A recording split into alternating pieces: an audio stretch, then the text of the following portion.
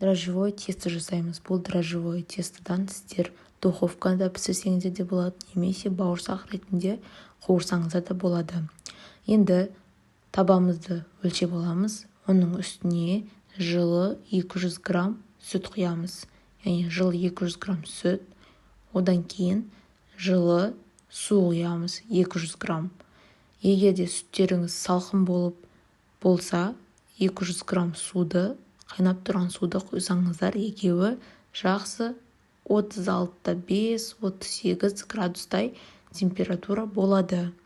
Осында температураға дейін құйып аламыз. Одан кейін үстіне 7 грамм дрожжи саламыз.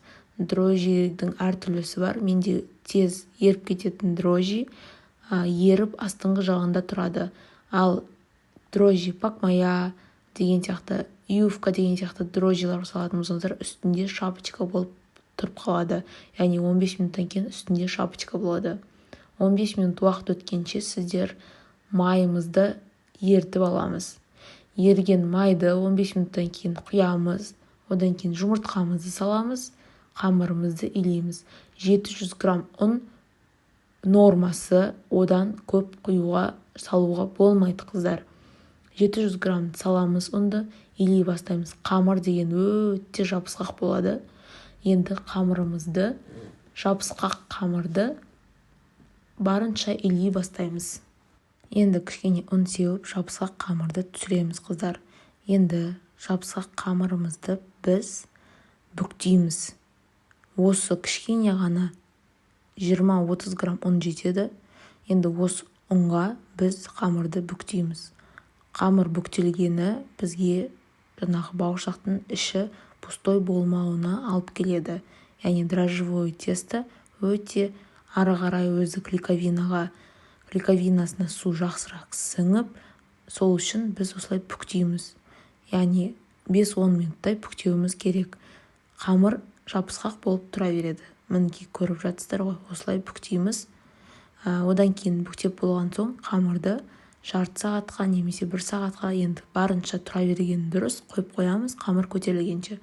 Қамыр көтерілген соң қамырды өзіміз формировать етеміз. Мен бауырсақ жасаймын, сол үшін де бауырсақ кесемін. Қамыр күйінде пакетке салып, морозильникке қатырып қоюға болады, қыздар. Бірақ та қамырды сразу кәдімгі комнатный температураға қоюға болмайды. Оны морозильниктен холодильникке қоюымыз керек. Сонда ғана қамырдың качествосын жоғалтып алмаймыз. Сол үшін де біздің дрожжевое тестоны өте ілекер тесто деп те атайды. Мінекей, қыздар, мен видеода көріп отырсыздар, 30 минуттан кейін алдым. 30 минутқа жетпей, даже 20 минуттан кейін алдым. Енді қамырды жаямын. Қамырды жайғанда да көп ұнның қажеті жоқ. Кішкене ғана ұн сеуіп, қамырды жаямыз. Қамырды жайған кезде қатты жұқа қылып жаймаймыз. Бауырсаққа болған соң мен 4 мм қылып жайдым. Яғни кішкене қалыңдау болады. Өйткені қалың болған сайын бауырсақтың іші пустой болмайды. Мінекей үстіне кішкене ғана ұн сеуіп, қамырды жаямын.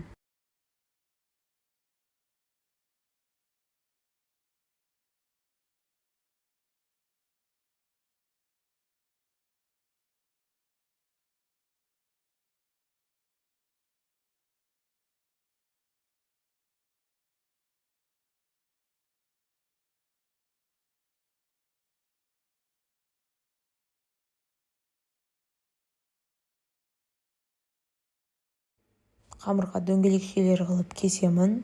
Негізінде ең кішкентай кескішпен кесемін. Сонда қамырымыз, бауырсағымыз өте сүйкімді бауырсақтар болып шығады. Қараңыздар, 3-4 мм қалыңдықта кесемін.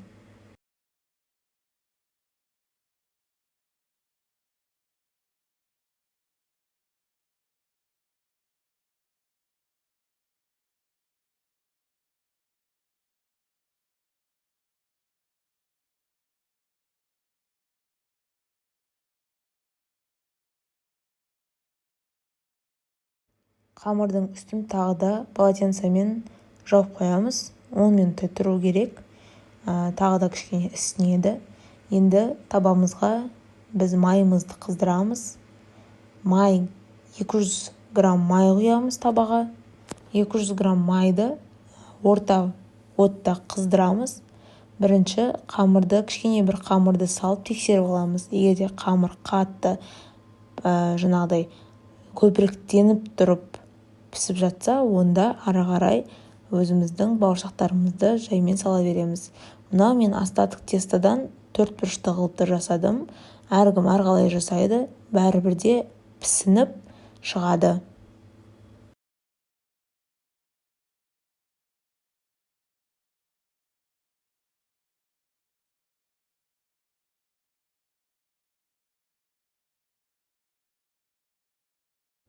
Енді бауырсақ пісіргенде осы моментті қараңыздар. Бауырсағымызды саламыз. Салған соң, қамыр ісініп атқан кезде сразу аударуымыз керек. Прям осы ең басты фишкасы, қыздар. Қамыр ісіне ма, сразу аударып тастаймыз. Егер аудармасақ, қамырымыздың формасы ұсталынбайды. Егер де аударсақ, дөңгеленіп шығады, қыздар. Міне қараңыздар. Осындай көнбейтін бауырсақтар да болады. Бірақ та соны көндіріп, ары қарай айландырып пісіреміз. Қазір екінші партиясын саламын міне. Қараңыздар, қамыр салдым.